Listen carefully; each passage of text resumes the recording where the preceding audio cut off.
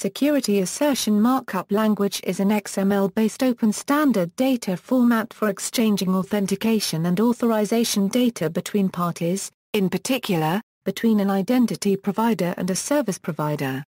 SAML is a product of the OASIS Security Services Technical Committee. Saml Dates from 2001. The most recent major update of SAML was published in 2005, but protocol enhancements have steadily been added through additional, optional standards. The single most important requirement that SAML addresses is web browser single sign-on. Single sign-on solutions are common at the intranet level, but extending these solutions beyond the intranet has been problematic and has led to the proliferation of non-interoperable proprietary technologies. How SAML works: the SAML specification defines three roles: the principal, the identity provider, and the service provider. In the use case addressed by SAML, the principal requests a service from the service provider. The service provider requests and obtains an identity assertion from the identity provider. On the basis of this assertion, the service provider can make an access control decision, in other words, it can decide whether to perform some service for the connected principal. Before delivering the identity assertion to the SP, the IDP may request some information from the principal, such as a username and password, in order to authenticate the principal. SAML specifies the assertions between the three parties, in particular, the messages that assert identity that are passed from the IDP to the SP. In SAML, one identity provider may provide SAML assertions to many service providers. Similarly, one SP may rely on and trust assertions from many independent IDPs. SAML does not specify the method of authentication at the identity provider.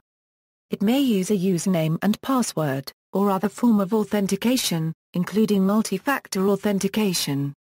A directory service, such as LDAP, Radius and Active Directory, which allow users to log in with a username and password, is a typical source of authentication tokens at an identity provider. The popular Internet social networking services also provide identity services that in theory could be used to support SAML exchanges. History of SAML: the OASIS Security Services Technical Committee, which met for the first time in January 2001, was chartered to define an XML framework for exchanging authentication and authorization information. To this end, the following intellectual property was contributed to the SSTC during the first 2 months of that year: Security Services Markup Language from Nitigrity, XML from Securant, XML Trust Assertion Service Specification from VeriSign, Information Technology Markup Language from Jamcracker. Building on this work, in November 2002 OASIS announced the Security Assertion Markup Language v1.0 specification as an OASIS standard. Meanwhile, the Liberty Alliance, a large consortium of companies and non-profit and government organizations, proposed an extension to the SAML standard called the Liberty Identity Federation Framework. Like its SAML predecessor, Liberty IDFF proposed a standardized, cross-domain, web-based, single sign-on framework. In addition, Liberty described a circle of trust, where each participating domain is trusted to accurately document the processes used to identify a user, the type of authentication system used, and any policies associated with the resulting authentication credentials. Other members of the Circle of Trust may examine these policies to determine whether to trust such information. While Liberty was developing IDFF, the SSTC began work on a minor upgrade to the SAML standard. The resulting Saml v1.1 specification was ratified by the SSTC in September 2003. Then, in the same month, Liberty contributed IDFF to OASIS, thereby sowing the seeds for the next major version of SAML. In March 2005, Saml v2.0 was announced as an OASIS standard. Saml v2.0 represents the convergence of Liberty IDFF and other proprietary extensions, as well as early versions of SAML itself. Most SAML implementations support v2.0 while many still support v1.1 for backward compatibility. As of January 2008, deployments of Saml v2.0 became common in government, higher education, and commercial enterprises worldwide. Versions of SAML has undergone one minor and one major revision since v1.0. Saml 1.0 was adopted as an OASIS standard in November 2002, SAML 1.1 was ratified as an OASIS standard in September 2003, SAML 2.0 became an OASIS standard in March 2005, the Liberty Alliance contributed its Identity Federation framework to the OASIS SSTC in September 2003, IDFFA 1.1 was released in April 2003, IDFFA 1.2 was finalized in November 2003. Differences between v1.1 and v1.0, versions 1.0 and 1.1 of SAML are similar even though small differences exist. Differences between v2.0 and v1.1. The differences between Saml 2.0 and Saml 1.1 are substantial. Although the two standards address the same use case, Saml 2.0 is incompatible with its predecessor. Differences between v2.0 and IDFF 1.2. Although IDFFA 1.2 was contributed to OASIS as the basis of Saml 2.0, there are some important differences between Saml 2.0 and IDFFA 1.2. In particular, the two specifications, despite their common roots, are incompatible. SAML building blocks. SAML is built upon a number of existing standards. Extensible markup language. Most SAML exchanges are expressed in a standardized dialect of XML, which is the root for the name SAML. XML schema. SAML assertions and protocols are specified using XML schema. XML signature. Both SAML 1.1 and SAML 2.0 use digital signatures for authentication and message integrity. XML encryption. Using XML encryption, SAML 2.0 provides elements for encrypted name identifiers, encrypted attributes, and encrypted assertions. Hypertext Transfer Protocol. SAML relies heavily on HTTP as its communications protocol. SOAP. SAML specifies the use of SOAP, specifically SOAP 1.1. The anatomy of SAML. SAML defines XML-based assertions and protocols, bindings, and profiles. The term SAML core refers to the general syntax and semantics of SAML assertions as well as the protocol used to request and transmit those assertions from one system entity to another. SAML protocol refers to what is transmitted, not how. So SAML core defines bare SAML assertions along with SAML request and response elements. SAML binding determines how SAML requests and responses map onto standard messaging or communications protocols. An important binding is the SAML SOAP binding. A SAML profile is a concrete manifestation of a defined use case using a particular combination of assertions, protocols and bindings. SAML assertions. A SAML assertion contains a packet of security information. Saml assertion /Saml assertion. Loosely speaking, a relying party interprets an assertion as follows. Assertion A was issued at time T by issuer A regarding subject S provided conditions C are valid. SAML assertions are usually transferred from identity providers to service providers. Assertions contain statements that service providers use to make access control decisions. Three types of statements are provided by SAML: authentication statements, attribute statements, authorization decision statements. Authentication statements assert to the service provider that the principal did indeed authenticate with the identity provider at a particular time using a particular method of authentication. Other information about the authenticated principal may be disclosed in an authentication statement. An attribute statement asserts that a subject is associated with certain attributes. An attribute is simply a name-value pair. Relying parties use attributes to make access control decisions. An authorization decision statement asserts that a subject is permitted to perform action A on resource A given evidence E. The expressiveness of authorization decision statements in SAML is intentionally limited. More advanced use cases are encouraged to use XACML instead. SAML protocols.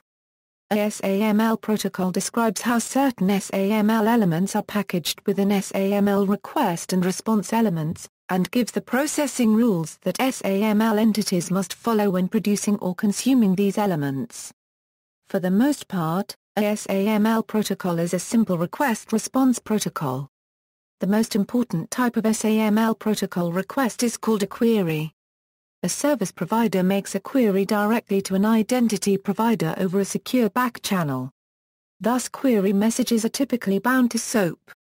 Corresponding to the three types of statements, there are three types of SAML queries: authentication query, attribute query, authorization decision query. Of these, the attribute query is perhaps most important. The result of an attribute query is a SAML response containing an assertion, which itself contains an attribute statement. See the SAML 2.0 topic for an example of attribute query response. SAML 1.1 protocols. Beyond queries, SAML 1.1 specifies no other protocols. SAML 2.0 protocols. Saml 2.0 expands the notion of protocol considerably. The following protocols are described in detail in Saml 2.0 core: assertion query and request protocol, authentication request protocol, artifact resolution protocol, name identifier management protocol, single logout protocol, name identifier mapping protocol. Most of these protocols are completely new in SAML 2.0. SAML bindings. A SAML binding is a mapping of a SAML protocol message onto standard messaging formats and/or communications protocols. For example, the SAML SOAP binding specifies how a SAML message is encapsulated in a SOAP envelope, which itself is bound to an HTTP message. SAML 1.1 bindings. Saml 1.1 specifies just one binding, the SAML SOAP binding. In addition to SOAP, implicit in Saml 1.1 web browser SSO are the precursors of the HTTP post binding, the HTTP redirect binding, and the HTTP artifact binding. These are not defined explicitly, however, and are only used in conjunction with Saml 1.1 web browser SSO. The notion of binding is not fully developed until Saml 2.0. SAML 2.0 bindings. Saml 2.0 completely separates the binding concept from the underlying profile. In fact, there is a brand new binding specification in Saml 2.0 that defines the following standalone bindings: SAML SOAP binding, reverse SOAP binding, HTTP redirect binding, HTTP post binding, HTTP artifact binding, SAML URI binding. This reorganization provides tremendous flexibility. Taking just web browser SSO alone as an example, a service provider can choose from 4 bindings, while the identity provider has 3 binding options, for a total of 12 possible deployments of the Saml 2.0 web browser SSO profile. SAML profiles. A SAML profile describes in detail how SAML assertions, protocols, and bindings combine to support a defined use case. The most important SAML profile is the web browser SSO profile. SAML 1.1 profiles. Saml 1.1 specifies 2 forms of web browser SSO, the browser artifact profile and the browser post profile. The latter passes assertions by value, whereas browser artifact passes assertions by reference. As a consequence, browser artifact requires a back-channel SAML exchange over SOAP. In Saml 1.1, all flows begin with a request at the identity provider for simplicity. Proprietary extensions to the basic IDP-initiated flow have been proposed. SAML 2.0 profiles. The web browser SSO profile has been completely refactored for Saml 2.0. Conceptually, Saml 1.1 browser artifact and browser post are special cases of Saml 2.0 web browser SSO. The latter is considerably more flexible than its Saml 1.1 counterpart due to the new plug-and-play binding design of SAML 2.0. Unlike previous versions, SAML 2.0 browser flows begin with a request at the service provider. This provides greater flexibility, but SP-initiated flows naturally give rise to the so-called identity provider discovery problem, the focus of much research today. In addition to web browser SSO, Saml 2.0 introduces numerous new profiles: SSO profiles, web browser SSO profile, enhanced client or proxy profile, identity provider discovery profile, single logout profile, name identifier management profile, artifact resolution profile, assertion query request profile, name identifier mapping profile, SAML attribute profiles. A number of these profiles are discussed in more detail in the SAML 2.0 topic. The SAML use case. The primary SAML use case is called Web Browser Single Sign-On. A user wielding a user agent requests a web resource protected by a SAML service provider. The service provider, wishing to know the identity of the requesting user, issues an authentication request to a SAML identity provider through the user agent. The resulting protocol flow is depicted in the following diagram. 1. Request the target resource at the SP. The principal requests a target resource at the service provider. https sp.example.com/myresource. The service provider performs a security check on behalf of the target resource. If a valid security context at the service provider already exists, skip steps to a 7. 2. Redirect to the SSO service at the IDP. The service provider determines the user's preferred identity provider and redirects the user agent to the SSO service at the identity provider. https idp example org SSO redirect. Saml request equals request. The value of the Saml request parameter is the base 64 encoding of a deflated SAMLP, AUTHN request element. 3. Request the SSO service at the IDP. The user agent issues a GET request to the SSO service at the identity provider where the value of the Saml request parameter is taken from the URL query string at step 2. The SSO service processes the AUTHN request and performs a security check. If the user does not have a valid security context, the identity provider identifies the user. 4. Respond with an XHTML form. The SSO service validates the request and responds with a document containing an XHTML form. The value of the Saml response parameter is the base 64 encoding of a SAMLP response element. 5. Request the assertion consumer service at the SP. The user agent issues a POST request to the assertion consumer service at the service provider. The value of the Saml response parameter is taken from the XHTML form at step 4. 6.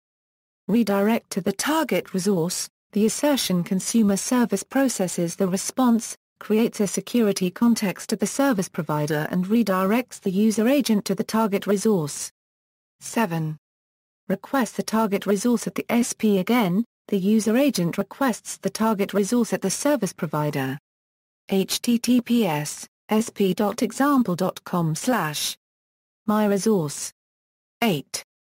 Respond with requested resource. Since a security context exists, the service provider returns the resource to the user agent.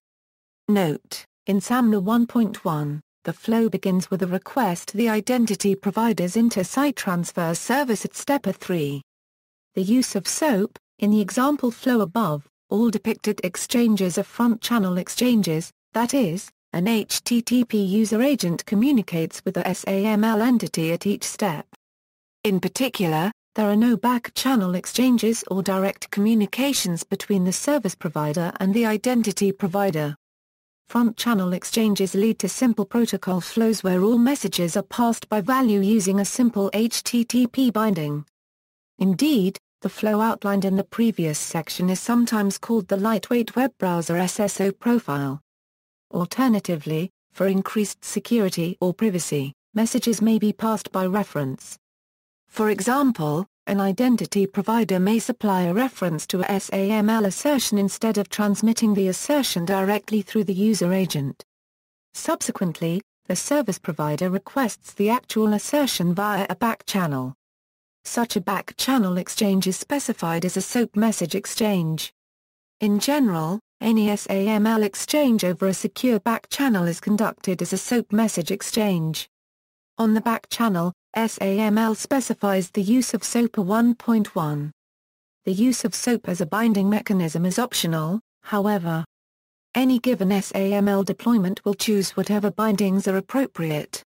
Saml Security, the SAML specifications recommend, and in some cases mandate, a variety of security mechanisms, SSLA 3.0 or TLSA 1.0 for transport-level security, XML signature and XML encryption for message-level security. Requirements are often phrased in terms of authentication, integrity, and confidentiality, leaving the choice of security mechanism to implementers and deployers.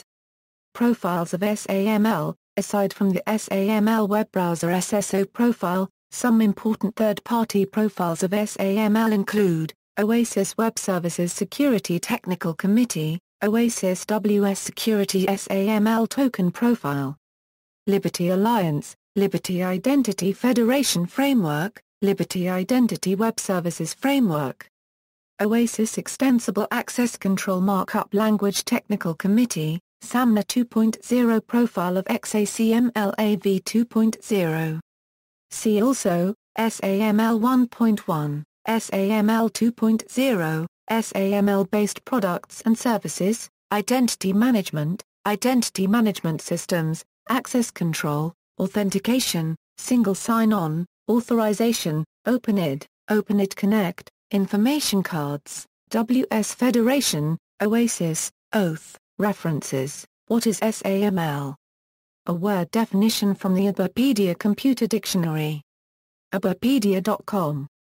Retrieved September 21, 2013. OpenID vs Single Sign-On Server alleged.org.uk. August 13, 2007. Retrieved May 23, 2014. SAML, The Secret to Centralized Identity Management. InformationWeek.com November 23, 2004. Retrieved May 23, 2014. Mailer, Eve. Minutes of January 9, 2001. Security Services TC Telecom Security Services at Oasis Open Mailing List. http, lists Oasis Open Org Security Server Cheesmishgo 0014 HTML. Retrieved April 7, 2011. History of SAML. samlxml.org. December 5, 2007. Retrieved May 22, 2014. Google, NTT and the US GSA deploy SAML 2.0 for digital identity management. Oracle Journal January 29, 2008.